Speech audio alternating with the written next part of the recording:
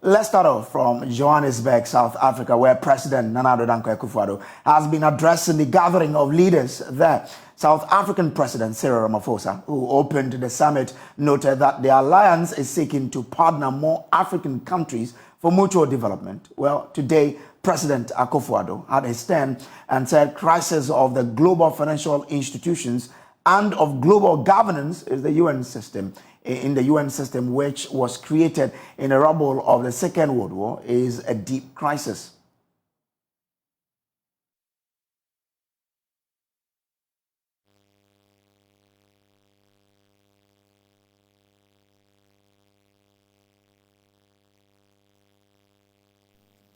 It is obvious that the world has virtually run out of time to work together in the spirit of multilateralism. If we do not renew our commitments to build, keep, and consolidate peace and democracy all over the world, we would have to brace ourselves to live in a new and more dangerous world today and in the future.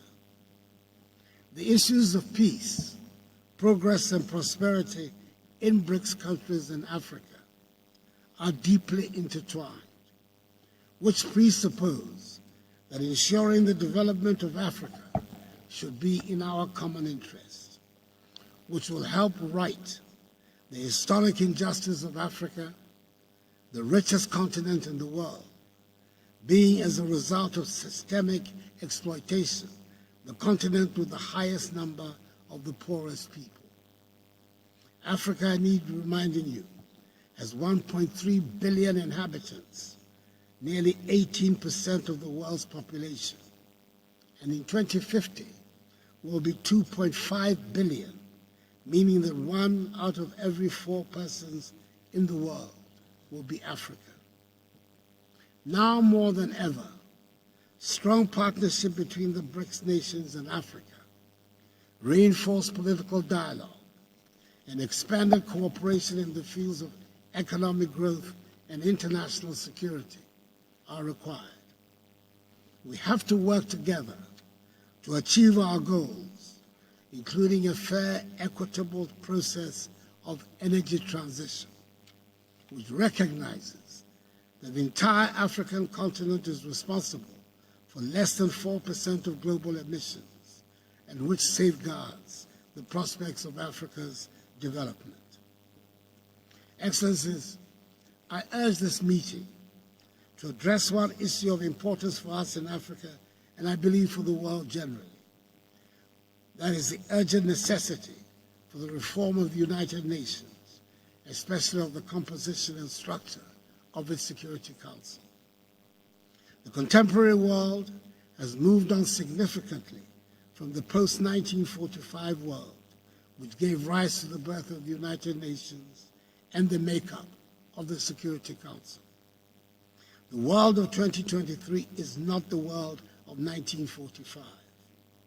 The crisis of the global financial institutions and of global governance under the United Nations system, which were created from the rubble of the Second World War, is a deep crisis. It will continue until a fair system is put in place, a system that reflects the new balances, no longer based on who won or lost the Second World War, but on the major contemporary and future balances. I believe strongly that despite its numerous challenges, Africa is on the cusp of building a great new civilization, which will unleash the considerable energies and huge potential of the African peoples, so that we will make our own unique contribution to the growth of world civilization. Together, working with the rest of us on the continent and with our increasingly educated, skilled, dynamic, and growing youthful population, operating under the aegis of the African Continental Free Trade Area, whose Secretariat Ghana has the honor to host, I'm confident a strong partnership with the BRICS nations can help construct a prosperous and self-confident Africa. I'd like to end by extending hearty congratulations to Prime Minister Narendra Modi on India's historic achievement of yesterday. I thank Your Excellencies for your attention.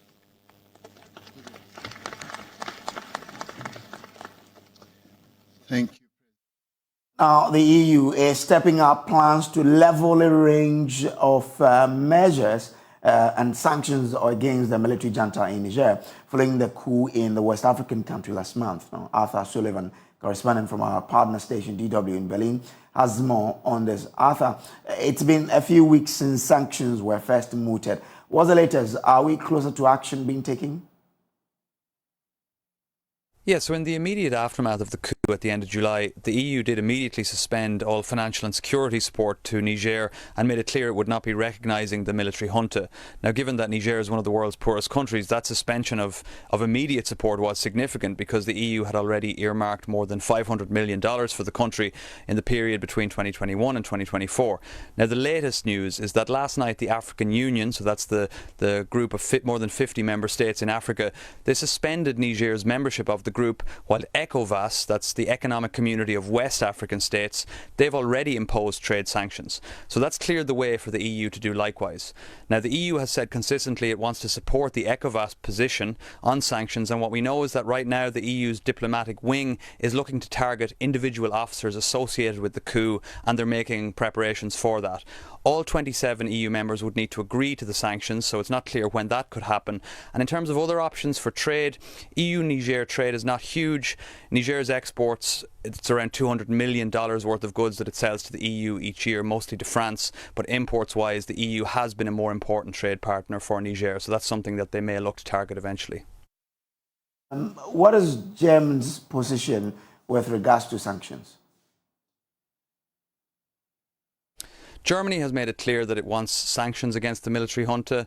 Annalena Baerbock, the German foreign minister, she met with the African Union's chair last week, along with the US Secretary of State Antony Blinken, and they spoke of re-establishing constitutional order.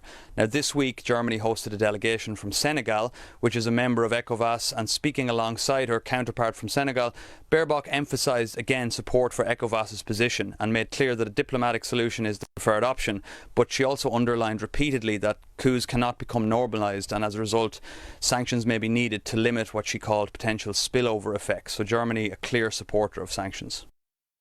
Now, what action has the EU previously taken in terms of sanctions in comparable situations over the past few years?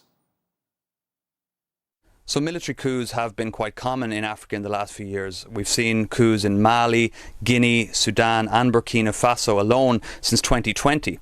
Now, in the case of Mali and Burkina Faso, those coups were followed by counter-coups a few months later, so that has complicated the situation in terms of sanctions and in terms of support for either side, as it were. Now, the EU did hit Mali with sanctions, again, like what has been proposed with regard to here, individuals were targeted typically, so individuals associated with the coup and the new regime in the country, and those sanctions generally focused on things like travel bans and asset freezes. In terms of Sudan, there's a war obviously ongoing there, and the EU is currently looking at a sanctions package which again would hit key actors within that war.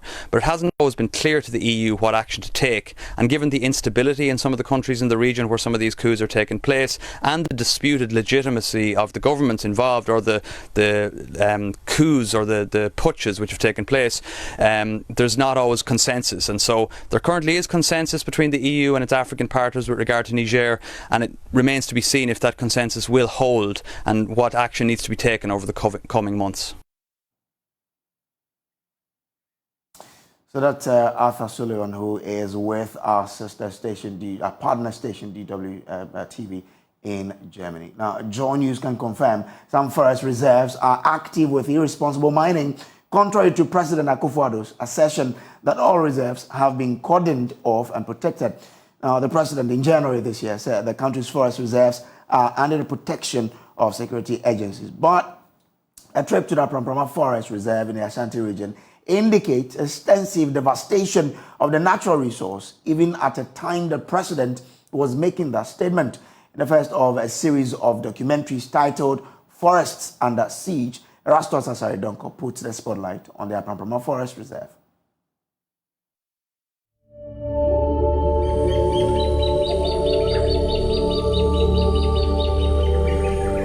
In January this year, President Akufo-Addo gave assurance that all forest reserves have been cordoned off and protected. The Ministry of Lands and Natural Resources has, through the agency of the Forestry Commission, with the assistance of the military, made the effort to cordon off all 294 sites of forest reserves in the country and rid them of illegal mining. But even at the time of making that statement, the Apamprama Forest Reserve in the Ashanti region was being pillaged by Chinese miners and their Ghanaian collaborators. Today, one cannot distinguish between the Odahun, Kobro, Abuakwa, and Benenebane sections of the Apamprama Forest Reserve. The devastation stretches deep, revealing the depletion of thousands of hectares of this major carbon filter for Ghana. Madam, what's your friend say? Madam Emilia. This miner tells us he works for one Emilia, who we later learned is a politician.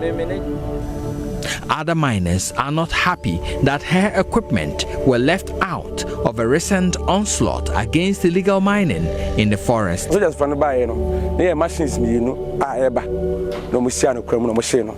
When the soldiers came, they met one of our excavators on the road and they burnt it. These equipments belong to Mama Emilia's group. She's a former women's organizer for MPP at Jacobo. We don't know why they did not burn her equipments. The chief of Kobro, Nanayao Enin, tells a story of how he and his elders were treated when they confronted soldiers guarding illegal miners in the forest in 2022. On Monday, I, my linguist, and some of my elders took a trip deep into the forest. We met a barrier manned by armed soldiers. This was in 2022. I introduced myself as the chief of Kobro and caretaker of the forest for Bekwai Paramountcy. I told them we've noticed some activity in the forest. We demanded to see their documents so we could inform the king of their presence. The soldier called the owner of the mining site on phone and told him of our presence. His boss told him to ask us whether the forest is owned by the government or the people of Kobro. We couldn't challenge the armed soldiers, so we left.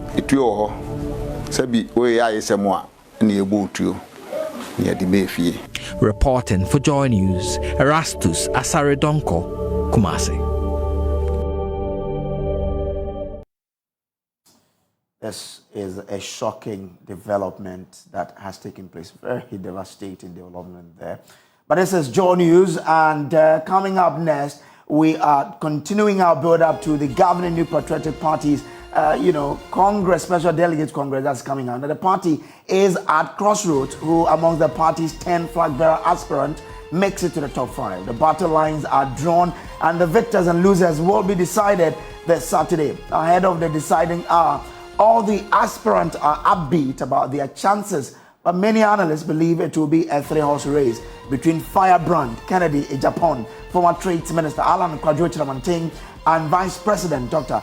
Mahamudu Bawumia. Yesterday, the Alan campaign team said choosing Dr. Bawumia will mean the party won't have a message going into election 2024.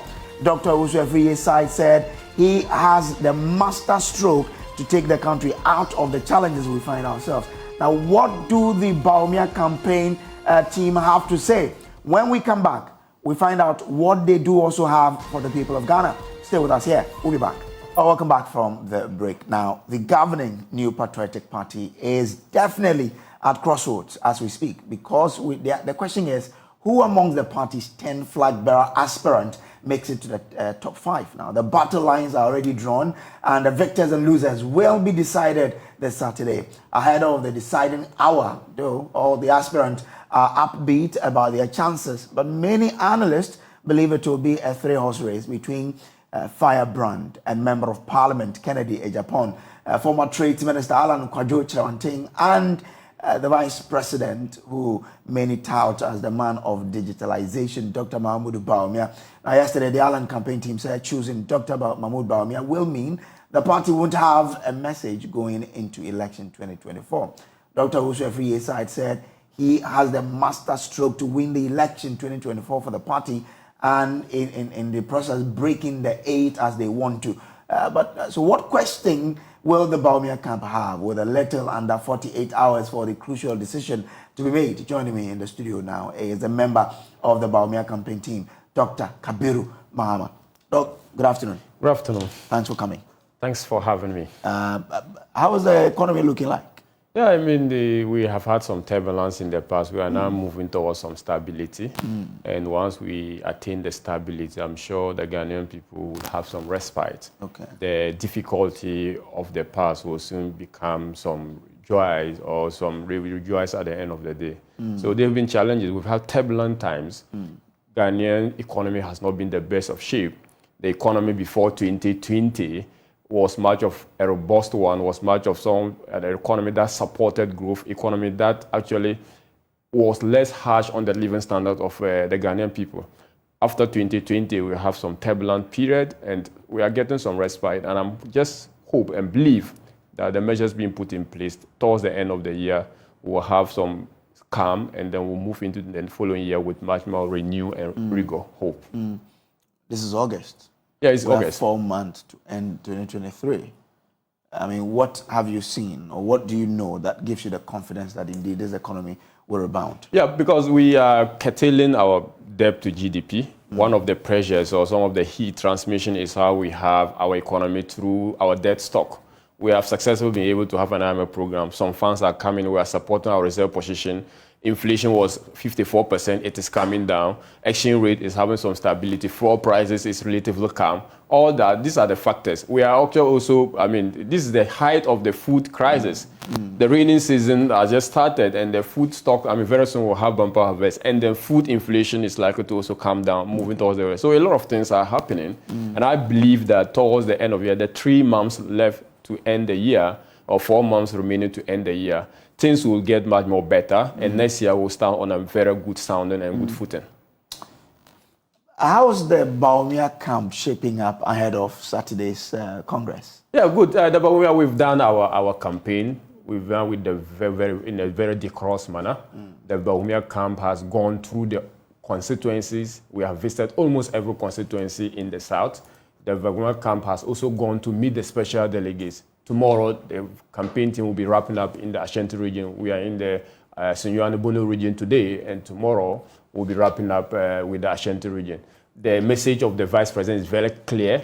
It's a message of hope. It's a message of believing in Ghana and a different vision, a vision that is going to build on the successes that have been achieved, a vision that really understands the current challenges of the economy.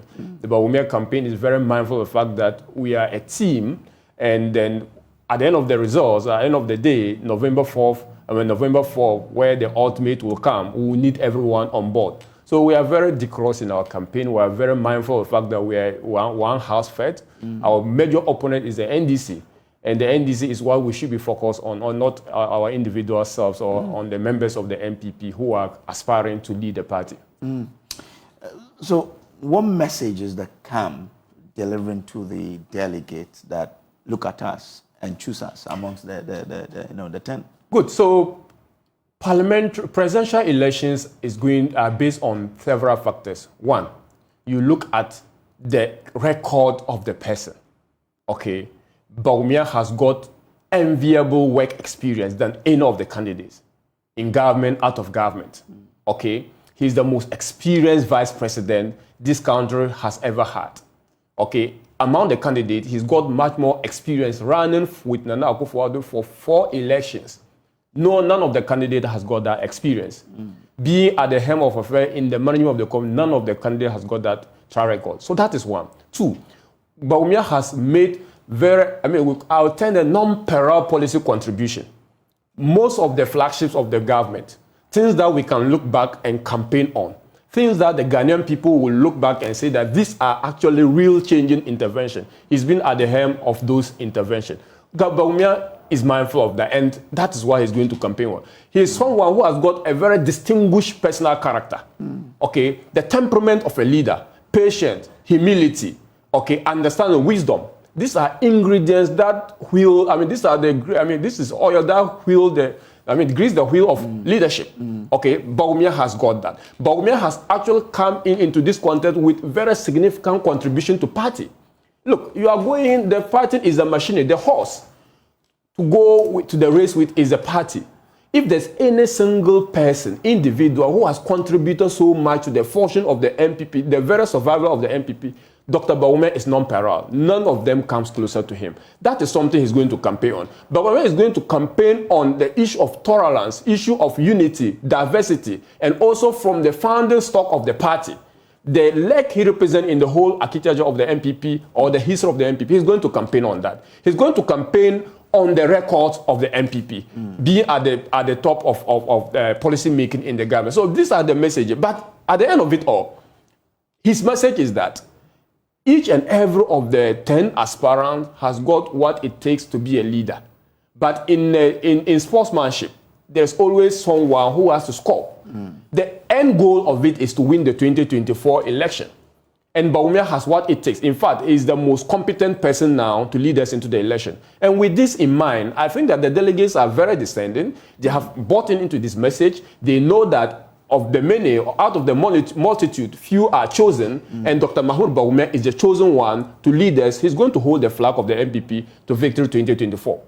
Many say that, I mean, if you look at the economy and where we are, how the turbulence we've been in, once he is the head of the economic management team and the man who was clothed with the responsibility to steer the economy to where it has to be, we cannot say that the same man should come and be the president with the performance or the way the economy is in now. How do you respond to that? The vice president has never run away from the challenges of the economy. And that is a show of sportsmanship. That is a show of leadership. Many of the aspirants, some of whom were in government, okay, when at the midst of the challenges, they lost their voices. Okay, the vice president took to the occasion and explained to the Ghanaian people the reason why we were in the crisis and the measures being taken, the measures government were putting in place to address those challenges. That is a show of leadership. Okay, so in the first place, in the midst of the challenges, every person, the true measure of leadership is born out of difficulty, not in normal times. Okay, so if we needed to determine who is best fit to lead the MPP, then the best period we should have determined or can determine is the last 3 years. Okay, because that has been the most turbulent period of the party. But isn't it the last 3 years that he has also not spoken too much on the economy? The vice president, the critical aspect of the economy itself, we've not had him. The vice president on it. For the last 3 years, I can say for the last 3 years, held major, except this year. But this year is a different year because we're in election campaign and you have to present your alternative to the Ghanaian people to buy into it. But the last 2 years, before this year, he has seized every single opportunity to address the country on every significant issue. But the issue is that, look, you're in government, stop talking and work. When he comes to a lecture or give solution, proper solution, a group of Ghanaians will say that, look, you're in government, stop talking and concentrate on the job. So being in government is going to be something, of course, different from when he was in opposition. But the vice president in 2017 up to 2020, he never held lectures. He was working. Okay, in the midst of the crisis, he was called to come and speak, and he spoke to the Ghanaian people. He made the Ghanaian people understand that, okay, this is the genesis of the problem. And with the clarity of vision, we are very certain that he is the only person who understands this problem very well and can get us out of it.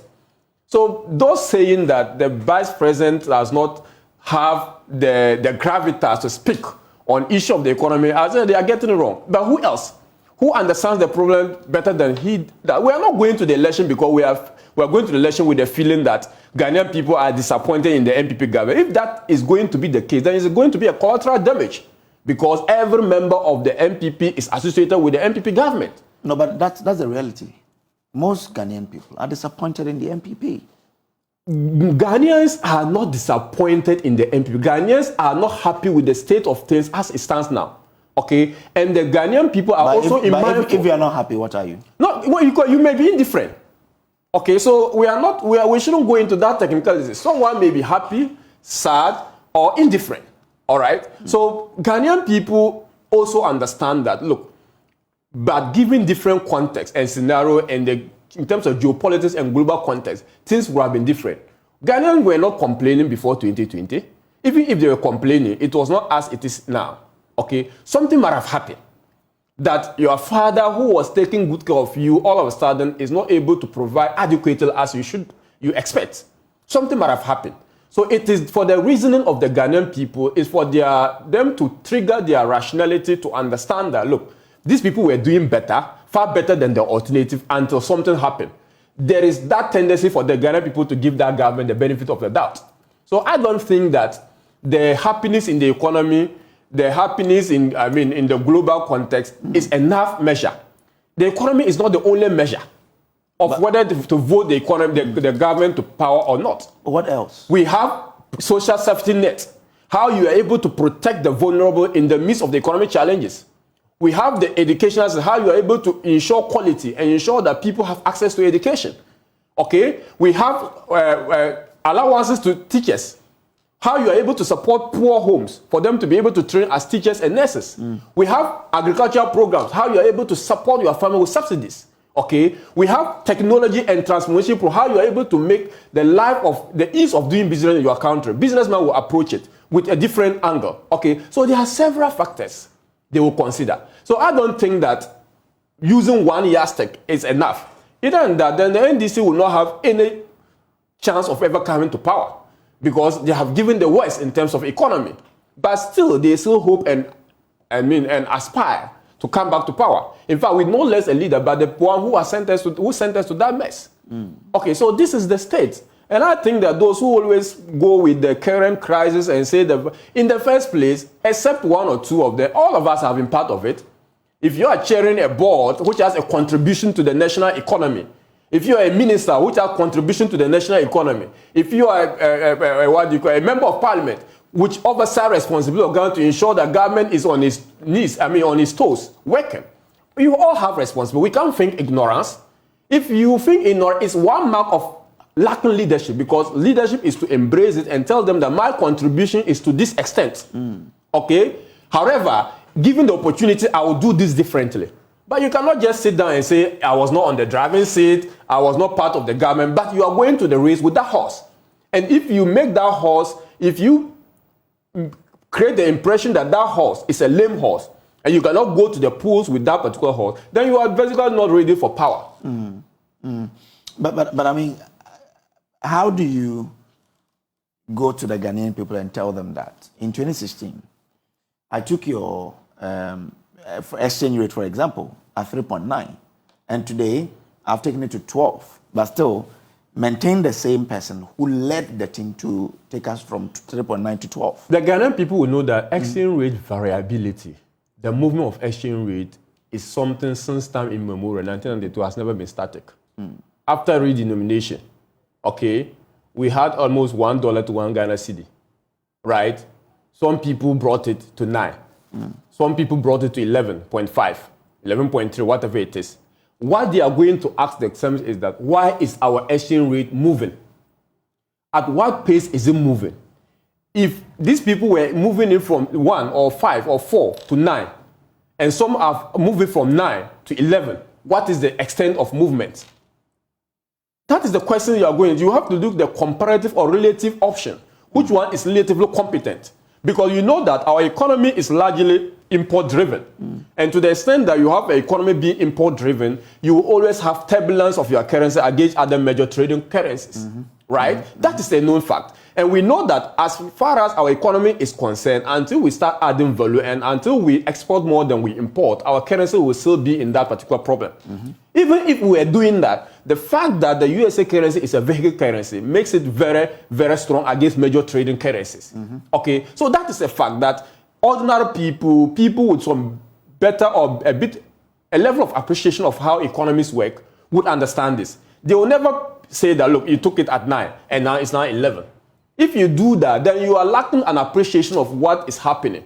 And that it is our part of our civic responsibility to educate you that these are not things that you can associate largely with a government, but you have to look at how competent, but for that initiative they have taken, how far would we have gone down the abyss?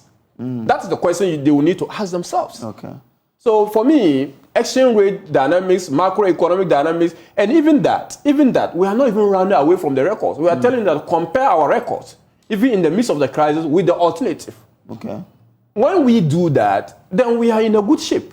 But the moment people begin to say, okay, you took it, and even internally, those people have not even adverted their minds to the fact that, look, even in the midst of the crisis, there are many of the indicators this government is doing better than the alternative. Then you cannot crucify such a government. You cannot say that the leadership of that government is clueless. You cannot blame the Vice President, Dr. Mahmoud Bawumia, for that. You can only, of course, as a leader, he will take the limit. In fact, he's even willing to take responsibility as a leader, but tell you to the extent of his contribution to it.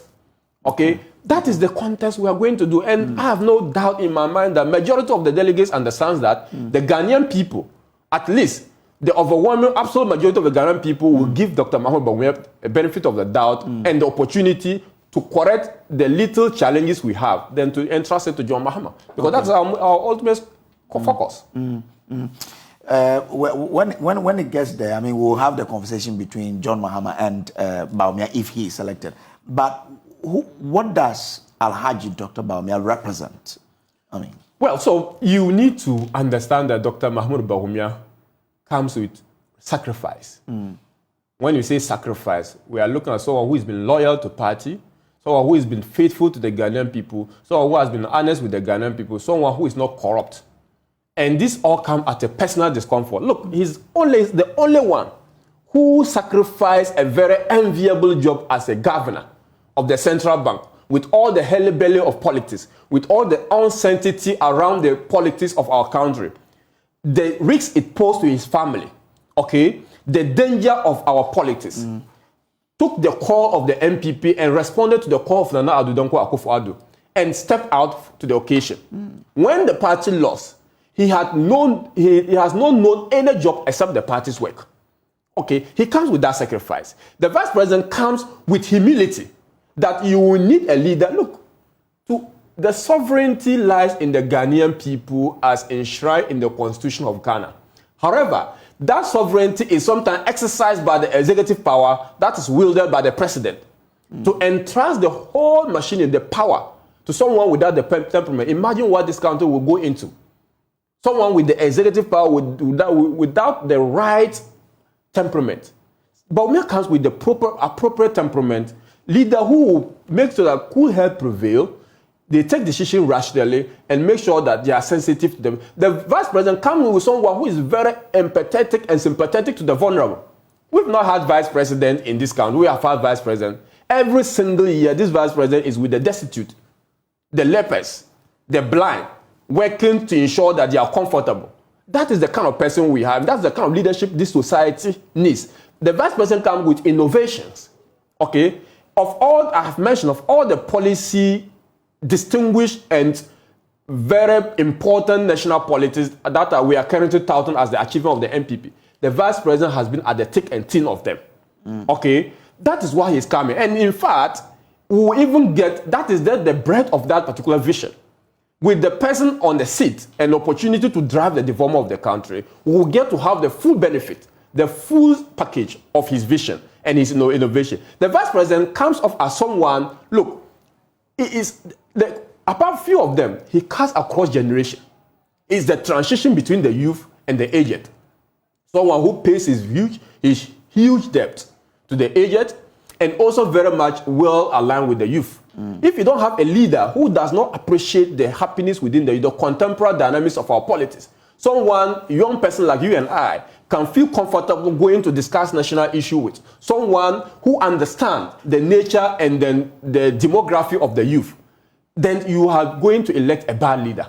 The vice president is someone who is a youthful president, who will be a youthful president, but with the appropriate guidance of the aged. I cannot see any strong member or stalwart of the MPP speaking bad of Dr. Bawumia, irrespective of the difference you have with him. Okay, that is the kind of person he represents. He represents the hopes and aspirations of the country. Several countries, Zimbabwe, Nigeria, prominent people, the director of AFDB, all of them have spoke eminently of Dr. Mahmoud Bawumia. Okay, that is the resources we are bringing, and the Bawumia is coming from an area where he understands life firsthand. He didn't have life over a silver platter. He understands what it is to work on the field, to fend for himself. He understands what it is to enjoy luxury. He is able to blend the two. Some people have had life easy. Okay, they don't appreciate the situation where the vulnerable and the poor understand. But Bawumia has what it takes. He understands it. So these are the personal. And one more important thing, and as mentioned by the Reverend, what do you call it? The Reverend moderator. Okay, he is the unifying force of the country. Okay, this country has enjoyed relative peace, Christian-Muslim harmony. This country has enjoyed a very distinguished and a very cordial relationship between all sects. Okay, to have a Muslim minority given the opportunity to serve at the helm of affairs, someone who has been very active in Christian activities, is going to speak volumes of the tolerance, of the diversity of the country, Ghana. We've never had this opportunity to demonstrate to the world that Ghanaians are tolerant people, Ghanaians are embracing, Ghanaians are diversity aware people. This is the opportunity, and the Vice President is the only one who presents that opportunity. So we need to embrace all this and make sure that we work for him to ensure that we put this country on a different level. He's been a Vice President for 8 years. What new thing is it bringing that should get the MPP to say, let him be the leader of our party? The Vice President is going to bring more electoral fortune to the MPP. At the party level, that is what matters. How? The Vice President, as I mentioned, there are people who feel like you will never become a leader of the country if you belong to minority, irrespective of your competence. That alone does not invoke patriotism. That alone does not make people sacrifice for a nation. That alone is a bane on national development. Okay? And to have the MPP bringing a competent person who, irrespective of the minority he belongs, the tribal minority, the religious minority he belongs, the Ghanaian people judge him on the strength of his character, not on his family background, not on his religious background, not on his tribal background. That is something significant the MPP cannot get in any of the candidates by Dr. Mahmoud Bawumia. Okay, Bawumia is coming in with a relatively different vision. Look, we always say that the Vice President has had the Vice President for Vice President. Look, the Constitution of the country has made the Vice President of any Republic of Ghana, of this Republic, any President or Vice President, to be the supporter of the President. You must first align with the vision of the President. And each generation has its needs. Okay? Each generation has its needs. We were dealing with the problem of free senior high school. Allowances. Nana Addo Akufo-Addo has solved that problem and has made secondary education accessible. What of the tertiary education? Who is going to implement that? Who has the vision to implement that? What about making systems work? Who has the vision to do that? Who is going to implement that? But you see, the aura around the vision of Dr. Mahmoud Bawumia tells us that, look, when you can tell that the food will be nice from the smell or the aroma of the food, right? If he's the Vice President and he's giving us the benefit of all this I have mentioned, in terms of education, in terms of technology, digitalization, in terms of, revenue, GRA, transforming GRA. As we speak today, GRA has been transformed, Register General has been transformed, and the Register of Companies is different from the Register of, marriages. Okay? This is to ensure efficiency. DVLA has been transformed, that their revenue has even increased by more than 150%. Okay? ECG is working. Okay, now who is going to complete that particular project that has been started? He has what it takes to start to complete it. None of the candidates understand how all of those things started. So if they don't understand it, how would they even ensure that they are sustained? How would you say they don't understand when some of them have been part of this government? Because they have told you that they have never been part of the government. But in one breath, you're saying that they should accept that they were part of it. They cannot run away from it. They could understand them, but the one who understands them better and best is the one who initiated them. You cannot tell me that I know your child more than you, unless, of course, you are an irresponsible father. Okay? So the one who has conceived the idea, so one who has backed the idea, will certainly know it more than the foster, unless, of course, the person died prematurely. But as far as the person is alive, he can tell that this is my child, even if he's blind. Okay? So we need to understand that none of them, most of the policies, none of them even knew how they came about. They only saw government communicated, touting those particular promises. Okay, so he understands that, and he is coming with that particular vision to complete what has been started, and then use that as a springboard to put this country in a different level. Look, he has been going with the slogan, "It is possible." Because we want to change the mindset of the Ghanaian people from thinking that what has happened in the advanced countries is not possible to have there in Ghana. When he started the drone medical service program, people were there all over making fun of it, okay, laughing and thinking that it was something of a joke. Now it is a life changer. But for that particular service, many lives have been lost. Quantify the several lives it has saved. Not even in GDP terms that you can measure the lives that have been saved. But we've seen it as so seamlessly.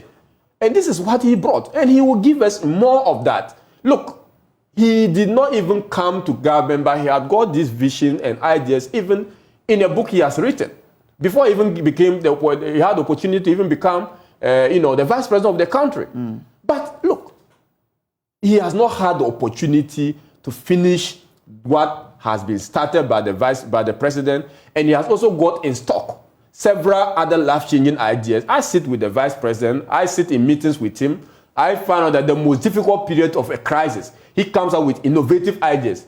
Oh, this gold purchase program that is started by the central bank, okay, it is one of the brainchild of the vice president. What benefit has it brought? Today, fuel prices are still increasing. It hasn't brought any benefit. You don't have to cite it. You see, when fuel prices were going to 24 per liter, 24 Ghana cedi per liter, okay, we needed a solution. Everyone was on the government. Bring a solution. We are suffering. Government brought some solution. Of course, fuel prices will never be static. In fact, they will come down and go up to the extent that global prices of the product is increasing. Okay, but in the midst, when the crisis is as a result of foreign exchange problem, the scarcity of forex in your system, you must find ingenuity. You must find very, very, very, if you like, very brilliant ways of crafting a policy that will address that. And he came with that particular policy, and that addressed the problem, no matter how momentarily. In fact, that particular project and extension of it has actually led to the increase in our reserves.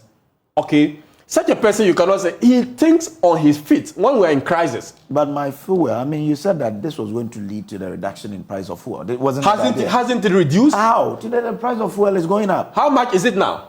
It's, I think it's 12. It's 12. Something was 24, it has come to 12. If that is a reduction, of course. Because global market prices also came down. So global market, as it is it not going up? So you see, so you cannot appropriate and reprobate in one or in another extent. We are telling you that, look, when the problem is as a result of forex, the problem is as a result of scarcity, problem is as a result of forward pricing of the BDCs or OMCs. If that is the problem, and that was the problem at that time, we needed to fix it. And the vice president fixed it with that particular strategy, lifting some of the pressure off. Okay, the forex demand from the BOG by the OMG BDCs, and putting it on the go. Okay, and that solved a problem. No matter how temporal that will be, it provided respite, it provided relief, it provided some kind of briefing speed for the Ghanaian businesses and the individuals, households, to be able to function. Okay, so we need such leadership that when we are in crisis, people who can think on their feet, people who can be able, who can innovate, people who can tell you that, look, in the meantime, let's do this. And the most important of it all is that, look, this country's problem has been, since time immemorial, corruption. Okay? This is one single person, you can never even spell corruption around. No, but he's been a part of a government who today, if you go out to speak to the ordinary Ghanaian on the street, will say, in the history of this country, this government is the government with the most corrupt cases ever. So how do you then take him out of that system even and say the he's first not basis, I don't agree with that, because no, I'm saying that if you go and speak to the Ghanaian, I don't agree with you that a lot of Ghanaians will say that, because unless of course Ghanaians who were not exposed to the times before now. Okay. If there were a category of Ghanaians who didn't know what was happening, of course it's possible that someone who was in junior high school then probably would not have an appreciation of what is happening now as compared to what was happening then. The comparison will be difficult. But you and I, okay, who have had the benefit of being at least relatively informed then and now, we should know that when it comes to comparison in corruption, this government will not come matching the previous administration. But that notwithstanding. But hold on. When it comes to is it Transparency International, their corruption perception index, this government continuously, consistently, has performed poorly compared to the past governments. Look, how do you then say that? Look, perception of corruption is measured with several factors. Okay. And I've always argued that, look, unless you are saying that the media of today is static, as it was 10 years ago, 5 years ago, okay, the proliferation of media, the sunshine on corruption, the reportage, and the safety that has been provided for journalists to report furiously and and without fear of, harm, are all things that make people be able to report on corruption, even semblance of corruption. We have cases being reported to the special prosecutor. In fact, special prosecutor even go for people without report. Okay, that will feed into the perception of corruption. Okay, if, for instance, people's money were stolen and they were never brought to public domain, and someone's money is stolen, and because the media has reported on it, it has become a perception of corruption. It will fit into the perception. So perception of corruption is one thing, but the reality, the actuality of corruption is another. So for me, I think that perception of corruption would always be there. In fact, it will always increase. We can have a leader.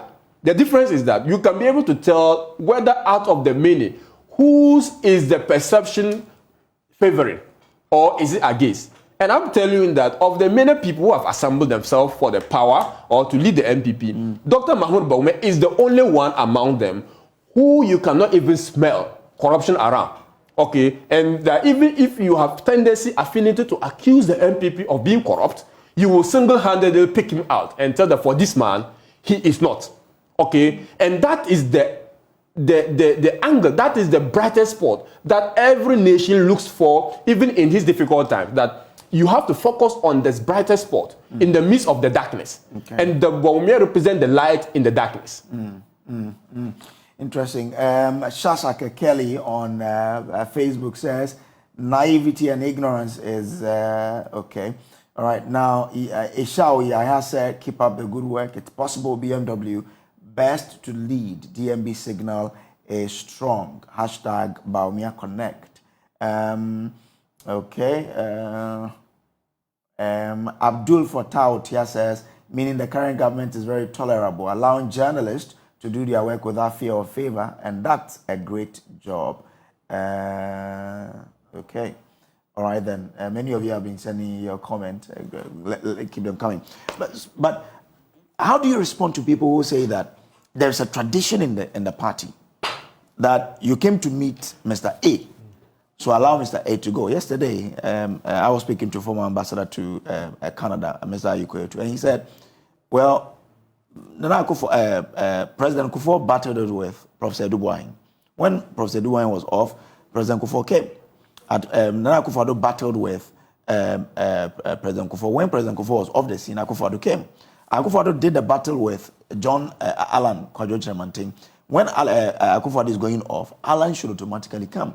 And that Dr. Bawumia, who was smuggled in, he was brought in along the line, should not be the one to take over the reins of the party. How do you respond to that? In the first place, 1998, Alan, Alan was not even in the race. Okay? Nana Akufo-Addo, John Kufuor, and Konadu Aproko were the top most of four. When Kufuor won and led the party into 2 victories, okay, they never said, Alan never said that there were people in the queue before I came. Let me let them go before my time came. Okay. So why would it that it was convenient then for you to contest people and now think that it is not convenient for people to contest? That is defeatish. That is one. 2, the MPP's constitution is alien. The fact of that tradition is alien to the MPP constitution. There's no way, even either in written or practices or customs of the MPP, or if say tradition, that you find people saying, okay, this is next, this is next. There's nothing like the queue theory in the MPP. Okay, so if there's nothing like that, why will you even come to that? Now, are they telling us that we should jettison competence? We should jettison sacrifice? We should jettison contribution to party over the order of some so-called tradition? That is not the argument that I think that honorable people, distinguished lawyers and attorney generals should be making. Because if they make such argument, they are telling us that it doesn't matter. As far as I come to the seat to the table before you, no matter my contribution, whatever you come to do later, it doesn't matter. As far as I sat on the table before you, I should be made to lead the party. That does not engender confidence in the party. That is going to be the cause of the death of the MPP. If we ever ascribe to such a notion, okay, let this party be built on the strength of character of people. Let this party be built on the contribution of people. Let this party leadership be determined by the grassroots. Who knows what it takes to win the election for us at the polling station? Let no one sit somewhere to think that there's some kind of theory or queue that everyone, like stages of life, you must pass through in order to lead the MPP. Why didn't we say that someone in the queue should be brought out to support Nana Akufo-Addo to win the election? We didn't say that because we knew that we needed someone who can help us win the election. But all of them in the race supported the party to win the election. You cannot say it was one person who all of them supported, and I'm not by this belittling and diminishing anyone's contribution to the MPP towards the victory. Okay? But we can measure contribution of leadership on a scale. Just like everyone contributed to the independent struggle of Ghanaians, one person has always been mentioned to be outstanding, which is Dr. Kwame Nkrumah. Why do we say that he's outstanding? Because of the scale, the magnitude, the degree of contribution he had made to the success. Same to the MPP. Okay? We know that if there's any one single person who's been consistent with the MPP, at least in the past 15 years, okay, it is Dr. Mahmoud Bawumia. So if from 2000... All the 10 have not been consistent with the party? If there's one person who has been consistent, and I repeat it, who has been consistent for the party, is Dr. Mahmoud. How do you measure the consistency? Look, go to the party... Because someone like Joe Gatti has been MP for how long? Go to the party... Kennedy Japan has been MP for how long? It's not about being Kennedy MP. Japan has been with the party for how long? You're talking about consistency. And I'm asking, how do you define your consistency then? What I'm saying, someone who has been very consistent with them, go to the party and ask them, even in their difficult time, who has come to their aid in terms of supporting the party. Okay? Some of these people, the party machinery has to run. Okay? Some of these people know that we are running an MPP and none of them is coming as independent, but they are coming on the ticket of the MPP. But how the MPP has survived over time, most of them don't know. Okay, so if you don't know even how the horse, as term it, has survived over the years, why do you want to go to the race with that horse? So if I say the vice president has been the most consistent, and I mean he's been, apart from working for the party, he has supported the survival of the party all these years. Okay, come to consistency in government. The single person who has had the vitriolic attacks, okay, of the NDC is Dr. Mahmoud Bawumia. Have you heard any of them mentioning Kennedy Japan? Have you heard any of them mention Akoto's name? Mentioning Mr. Alan Chiramanten's name? Or Joe Gatti or Well, he was on the ticket. He was on the ticket. So that's why. So if he's on the ticket and he has suffered that particular attack, and he has been at the chopping box of the MPP and he has received them without complaint, he has worked and he has come out of that difficulty, he has been burnt in the fire and is now positioned to lead the party. No one there can say there's a queue. Okay. Suleimana Abdul Fattah says, great submission by Dr. KB Mahama. DMB is the best option for MPP going into 2024. His sacrifice, contribution, and commitment makes him the best among his peers. Dr. KB Mahama for Wale Wale 2024, DMB for Ghana. Hashtag it is possible. Why are you going for Wale Wale? That is so. That's not for now to discuss. Anyway, Prosper Nate says KB Mahama is doing fantastic with his deliveries. God bless the leadership of Dr. Mahamudu Bawumia. Abdul Fattah Otia says there's a tradition, but times have changed, and for that matter, something must be done about the so-called tradition. Q theory will jeopardize competency, and that will affect not only the New Patriotic Party, but Ghana. Bra Presdo says, please tell Dr. Kabiru that, okay, let's see. If the media will report growing perceptions of corruption under any government, same way they report a declining perception of corruption. Okay. Edwin Wayakoto Ade says, who keeps allowing, okay, all right then. I'll leave it there. But let's wrap it all up. What's your expectation of Saturday? Saturday, I expect that the delegates will come out and they will start voting as on schedule. And at the end of the day, Dr. Mahmoud Bawumia is going to garner 70 to 80% of the total votes of 956 voters that the register is we've been presented with. The 956 voters coming out, I don't expect. Of course, we are in a democracy, and there are going to be few dissenting ones. Okay. People have family or other idiosyncrasies that they will consider, not competence. To vote. Okay, and those people would virtually vote for other people. But I expect the overwhelming majority of the people would vote for Dr. Mahmoud Bawumia. And that will be the first leg. And I'm sure that at the end of the day, some of them may come asking for, let's go for a consensus around that person to avoid wastage of resources. If they don't, in fact, our team is ready to go all out for the November 4th election, and we are sure of another overwhelming victory in that particular election. You expect that they'll come around and say that because the person won, let's allow him to go. That would be compromising. That would be building a party. That would be avoiding all this and some of the unnecessary attacks on each other. Because even if the leadership may not attack each other, their supporters are likely to, and which may jeopardize the unity we want to have at the end of the election. So if they do that, the better. But it is not going to be, no one should even dare or contemplate imposing such an option on anyone. But if they do that in the spirit of, patriotism or being patriots as they are, they want to forge ahead as a united front. Why not? We can be acceptable. That could be acceptable. Ibrahim Bafwa Pentin says KB is doing the Lord's work regards to Amafre Mpoma, incoming MP Sunyani West. Rashid D. Zeba says, we are proud of you, Dr. KB Mahama. Keep doing good for party and government. Edward Kofi Jamna says, the NDC is patiently waiting for the discredited Bawumia to defeat him in 2024. Well, KB, thank you for coming. It's surprising that we all say KB. Anyway, but thank you for passing through. Thank you very much for having us. The best. Thank you. Well, so Dr. Kabiru Mahama speaks for the Dr. Mahamudu Bawumia campaign team. Let's see how it goes on Saturday. We'll take a quick break. We will be right back. Stay with us.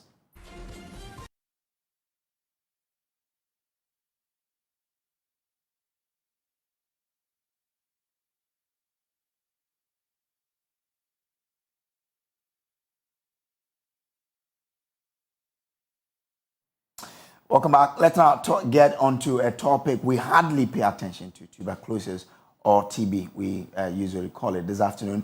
We're shining light on it and to help deal with its prevalence in Ghana. In the studio now, joining us via Zoom is Dr. Anthony Enemil, a pediatrician specialist at the Kwame Nkrumah University of Science and Technology. It is him because we are focusing on children today. Doc, grateful for joining us here. We've all had tuberculosis, or people say TB. But what really is tuberculosis when we mention the name?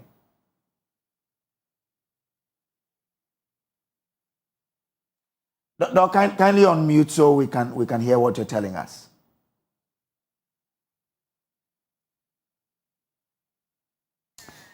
All right, Doc. So yes. Hello. Yeah, I can hear you now. So I wanted to understand that we usually say TB, tuberculosis. What really is it?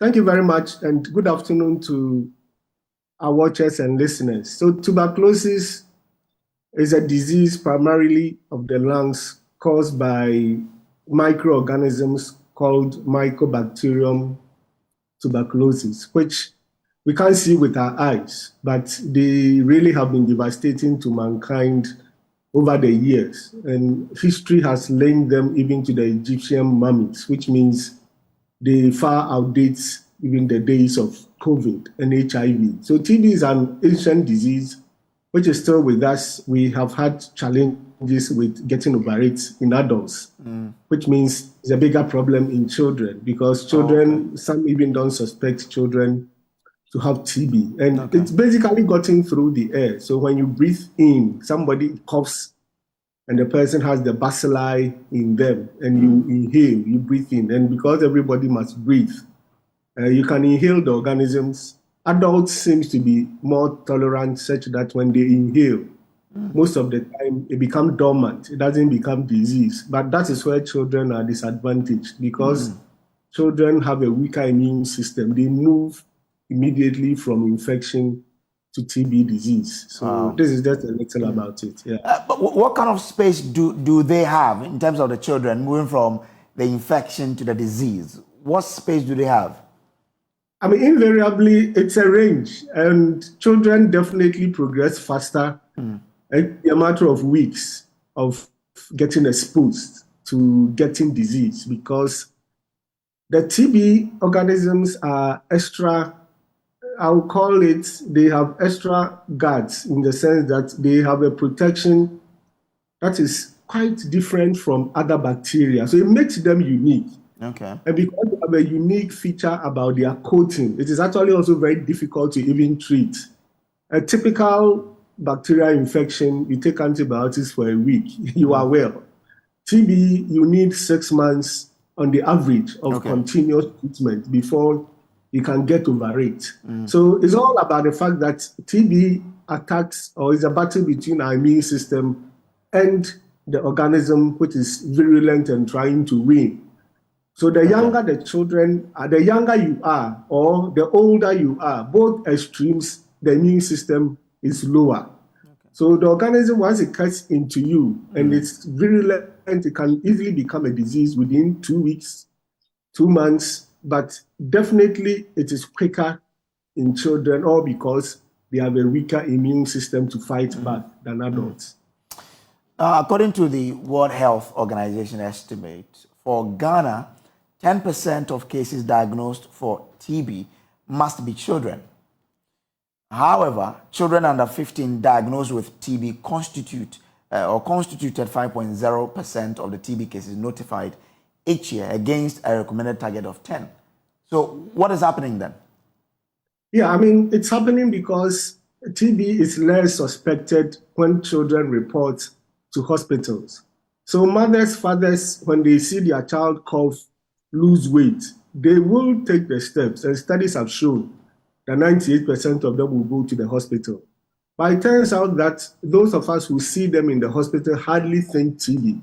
In fact, we can think of virtually everything, especially pneumonia, such that their children are given antibiotics, they go home, we expect that they should get better. When they are not improving and they come back, we expect by this time that whoever is seeing the child, and let's bear in mind that depending on the facility you find yourself, different cadres of health workers see children.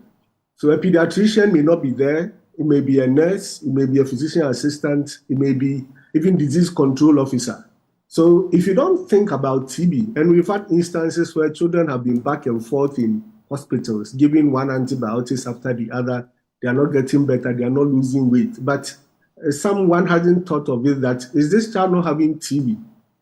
And probably asking a little more extra questions to confirm that this child has TB or otherwise. So that is a major contributing factor that makes the prevalence or the level of detection low. It's not that we don't have. We have TB in our system, we know. Some children die, we brand them as sepsis, we brand them as pneumonia. But some autopsy reports have shown that they actually died of TB. In other words, we are not picking them when they are alive. An autopsy result shows. So we would have lost the statistics to show that TB numbers are higher than we are diagnosing now.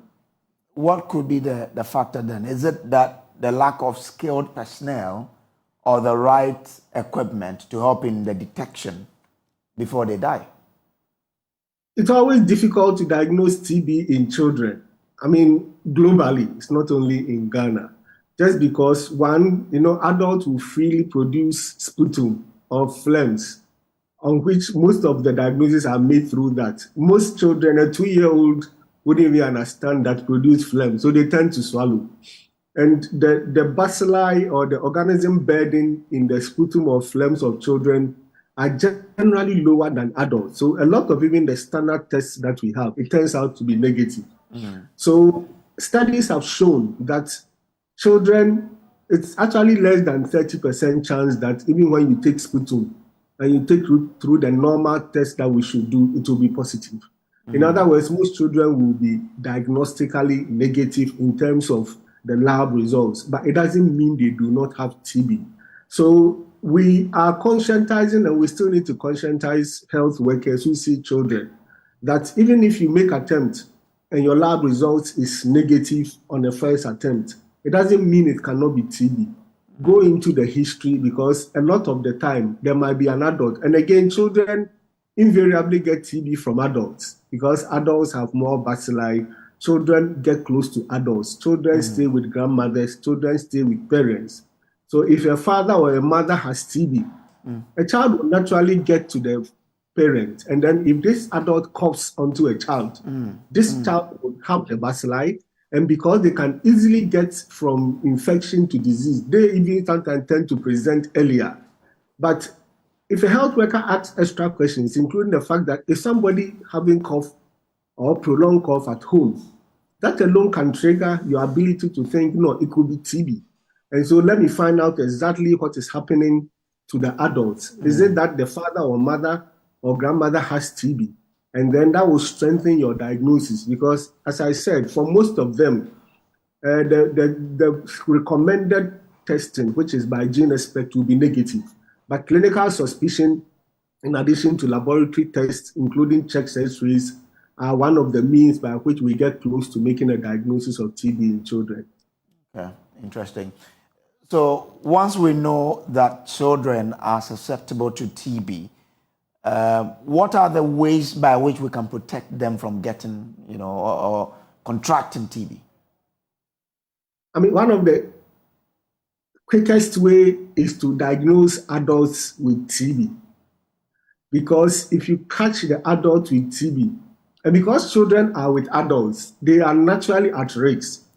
And TB is in the community. Sometimes we tend to understate that. But you see, everybody coming to the hospital and being diagnosed with TB comes from the community. Okay. And surveillance studies that were done in 2013 showed that people in the community, they went to taxi stations, trotro stations, and people who were just playing draft, drivers waiting for their cars to be filled, playing draft, they screened them. Some of them had TB, and they were actually sitting in the transport area. You can imagine this trotro driver, taxi driver, loading his vehicle and coughing along the way, dropping people at their stations. Everybody in that vehicle is at risk. So if we catch adults with TB early and put them on treatment, that is the first way by which we can prevent the spread, so that children who are naturally closer to adults will be prevented. That is the first step.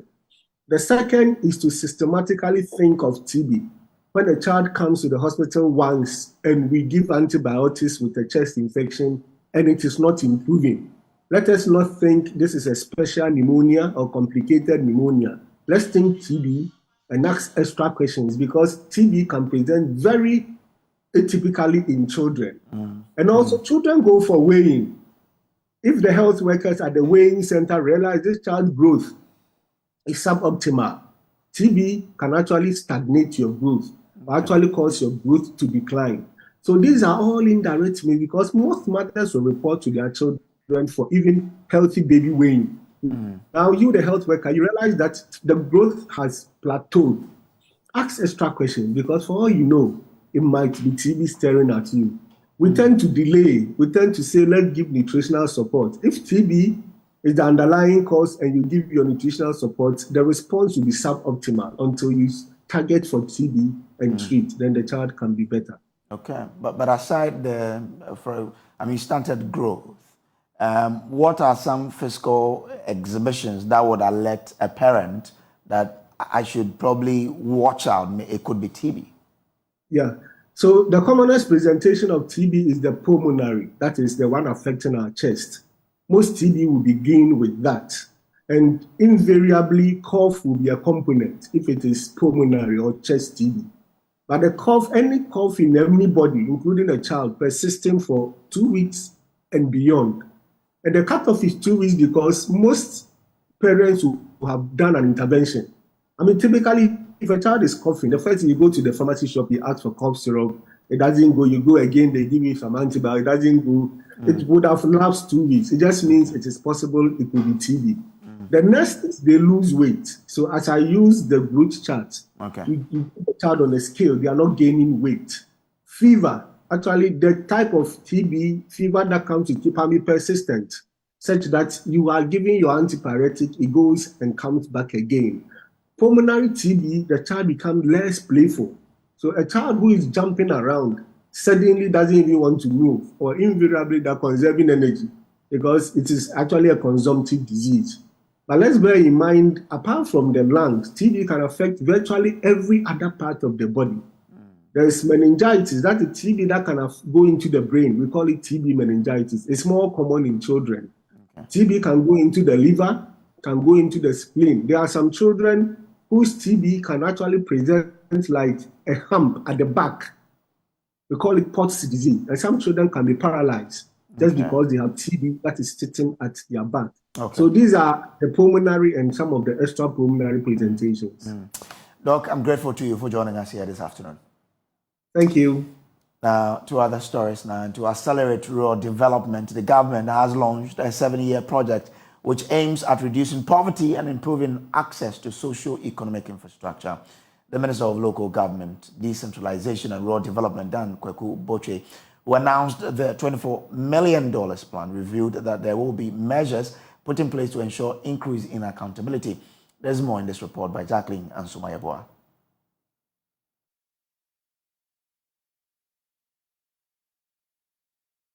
To reduce rural poverty issue in Ghana, the government in the year 2014 launched Phase 1 of the Integrated Rural Development. The project, which ran for 7 years, aimed at improving agricultural productivity and improve socio-economic infrastructure. Based on the success of the Phase 1, government has launched Phase 2 of the project, which will cost $24 million. The phase will facilitate job creation and improve access to socio-economic infrastructure such as schools, rural clinics, sanitation facilities, amongst others. The Minister for Local Government, Decentralization and Rural Development, Daniel Boche, said to avoid misappropriation of funds, government will increase social accountability measures.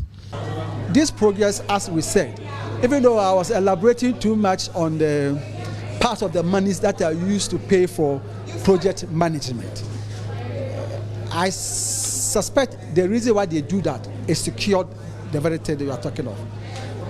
The assemblies have their staff already, from MC, coordinating director, engineers, planners.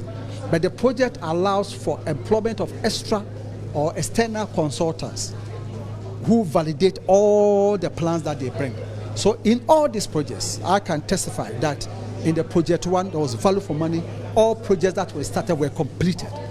He further revealed that most organizations and NGOs are unable to account for the cost involved in project, which results in non-continuity of most projects in rural areas. Have the flexibility. Some of them allow you to even rehabilitate or continue existing projects. But it's all because of accountability. That's the issue. If you take funding from project A, or let's say project A, to build a school building, and you get to the roofing level and you don't finish, another funding source gives you money. How do you convince the second funding source that you use their money to complete the first one? And so you come and you commission a classroom block, then you can say that we got funding for both project A, project B. That's why it comes back to the assembly. That's why I've been emphasizing the role of district assemblies. Whoever you are, and the law says that they're supposed to coordinate projects of even NGOs. You cannot say that I'm an NGO, I've entered the district, I'm going to do what I like. No, it's wrong. The CEO of the Social Investment Fund, Justice Mensah Amankwa, stated that one component of the project will ensure that rural communities have access to credit facilities to encourage the growth of small and medium enterprises. Some of the remote centers are quite difficult to access. So when we send this project there, it will go a long way to transform their life. Then we have the microfinance, where we are also talking to some of the banks that can reach out to the interior, as Honorable is saying. We don't want to hold on in just the center of the district capital. I want to go inside. The second phase of the Integrated Rural Development Project is expected to end in the year 2027. For Joy News, Jacqueline and Sumayeboa. Well, the Holy Book admonishes all of us to be holy and ensure that we live according to the tenet of the Holy Book. But in today's world where things are very difficult, I mean, there are no jobs, the youth are exploited sexually. Are the youth able to stay chaste in the holy name? We've been joined, I mean, because of this, Joy FM and I mean the Joy Gospel team, they will tell us more about it. They are holding a family forum coming Monday to discuss all of this. Fifi Folsom is host of Joy Time in His Presence, and Reason is Jesus, and he joins me in studio with much more. Fifi, welcome. Thank you, sir. So, what are we looking at here? Well, just as you rightly mentioned, we are in an era where a lot of issues are out with regard to moral decadence, of course.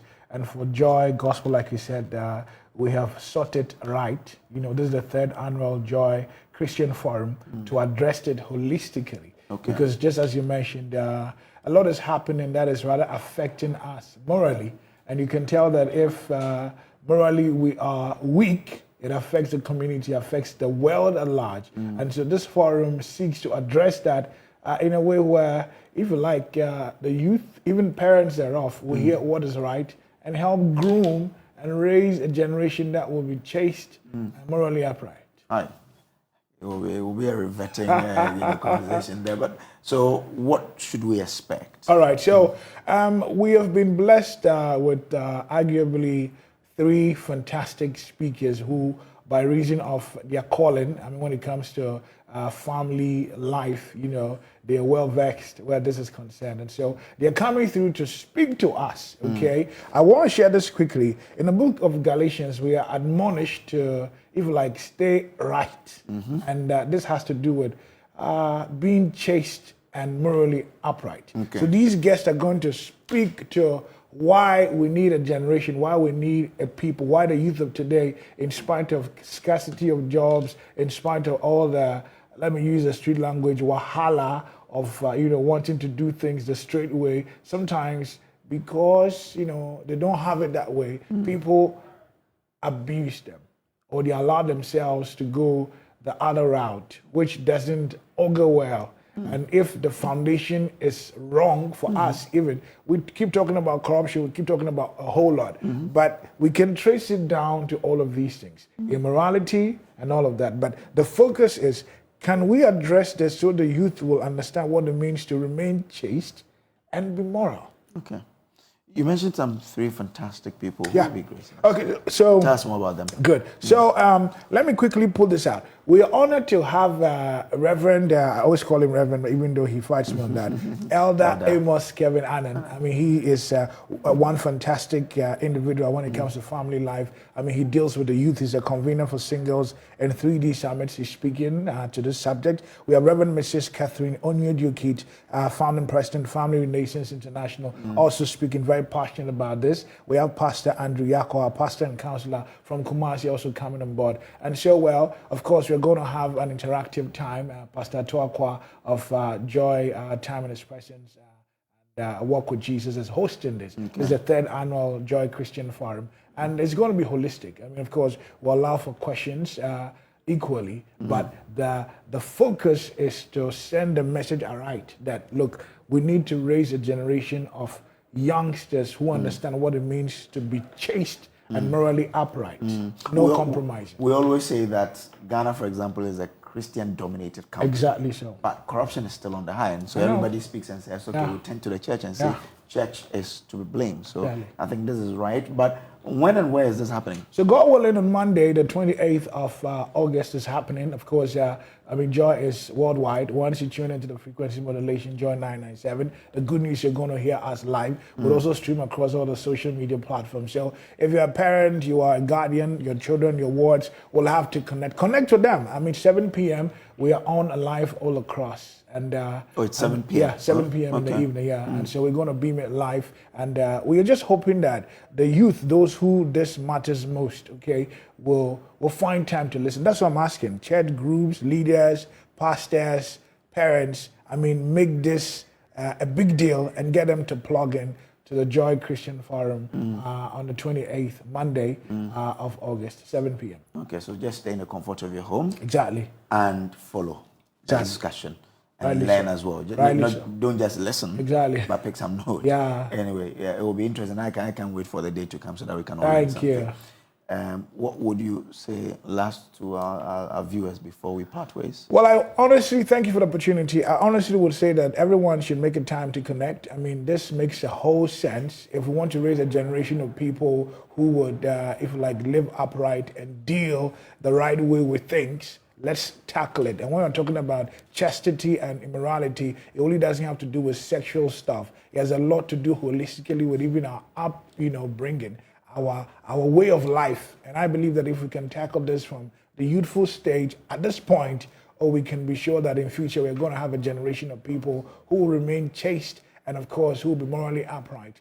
Perhaps it will deliver us from the canker called, shall I mention it? Corruption. Interesting. All right, Fifi Folson. Yes, sir. Thanks for coming. Thanks, Briggs. I wish you all the best. Yeah. Thank you, sir. All right, this is still the Pulse, and to the OT region, where residents in the regional capital, Dambai, are angry about the deplorable state of town roads. The contractor working on the Dambai town road, to join news sources, say had abandoned the job and left site due to financial and some contractual issues. This has also made work to be stalled on at least 2 critical roads in that region. Peter Seno has more. The My Town roads were scheduled for completion at least before the end of 2021. By September 2020, most of the culvert works were done by City Construction. As of August 2023, this is the state of affairs of the My Town roads. Even the very street leading to the residence of the regional minister is that terrible. This is as a result of works abandoned by the contractor due to financial and contractual issues. The status quo is a cause for worry for residents at the regional capital. This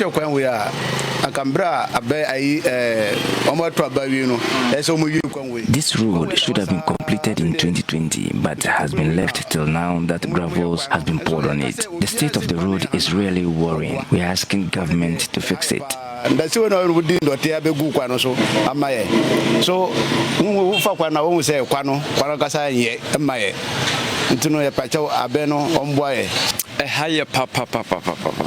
if you obin other side, send obey over cross business no problem. It is really worrying us. How to move from the other side to transact any business is a challenge. How to commute from home to my shop is a problem. The mud you see now is the same dust you see during the dry season. Oh, this time no. I'm saying at a home. San or petam soon futuru. Futuru, uton adewa ha. I don't know untiminton. Bibia poto. Wujira ha say no kan e betwa minister ankasa kan no e betwa mu no kwan enye kura even say kura modi sa anwafo we agu kwan no so no. That's the minister's car. The muddy gravel is making things worse. Pregnant women could have miscarriage or even die if they want to access health facilities in the area. If they want to fix the road, then they must do it well, else we will block the road. Even the minister cannot go to his residence. And your motion no mesiesie kwan anya sa ye mrema no ye kasa ye tie atua ye be block kwan no even kro no kra o ye minister ko ni fie ko ye be block kwan ye ma no ko ni fie o nti yesrem se mo abase mo be di djuma na ma ya mo di djuma na ma yie na kwan no mo nhwe no mo siesie mo mfo ye hwe se ye be duru election time ansana o ma be dada se o mo be gusu kota amaye o be ye o mo ye na nimanim ye amaye ansana election time aduru enya sa ye mpene. The abandoning of works and sites in the region has led to the stall of works on 2 critical roads in the region. Damai to Nkwanta and Jasikan to Rara are the affected roads. A visit to the sites saw empty environment and evacuation of all machinery. Joshua Mayenam Makubu is the OT regional minister. This is the street leading to his residence. He says he shares in the sentiments of residents. I am a citizen before I am a regional minister. And just the same way, any other resident of OT region or user of the roads you have just mentioned will feel. I feel much the same way. Jasikan, Rara, Nkwanta, Dambai, Dambai Township roads, they were all under the same contractor, City Constructions. He was on site until work came down somewhere around 2022. I had a couple of engagements with it. There was even a time they brought in, a document for me to sign for extension of contract, which I did. And then they said it was in the rainy season. They were waiting. When the rain subsided, they would come back to site. But before I realized, they had started packing items. He is also appealing to residents to be patient while the process to resolve the challenge continues. I appreciate what we go through on a daily basis. Just be a little bit patient with me and support me in prayers. At least if you have any idea, my office is always open. Let's talk and see how we can move together. Peter Sanu for Joy News. And in the studio here in Accra, I am Samuel Kojo Brace. It is on that note that we call it a day here on the Pause for Today. But we'll leave you in the hands of the LTS team. On behalf of the entire team, I say it was a pleasure to come here with the Pause and grateful that you allowed us into your space. We'll meet again, God willing, tomorrow. Until then, please be good.